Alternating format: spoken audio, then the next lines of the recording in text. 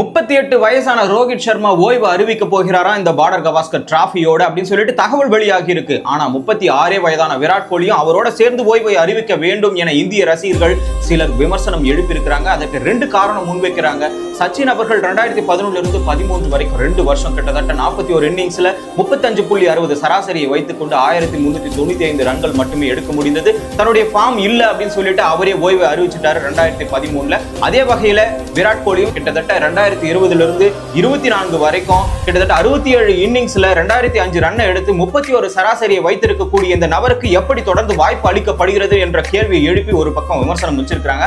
ஆனா சில இந்திய ரசிகர்கள் என்ன சொல்றாங்கன்னா, ரஞ்சி டிராபி விளையாடி தன்னுடைய ஃபார்மை மீட்டெடுத்து எல்லா அணிகளுக்கும் எதிராக ஒரு பக்கம் ஜெயிச்சு அதுக்கப்புறமா ரிட்டையர்ட் ஆகணும்னு சொல்றாங்க.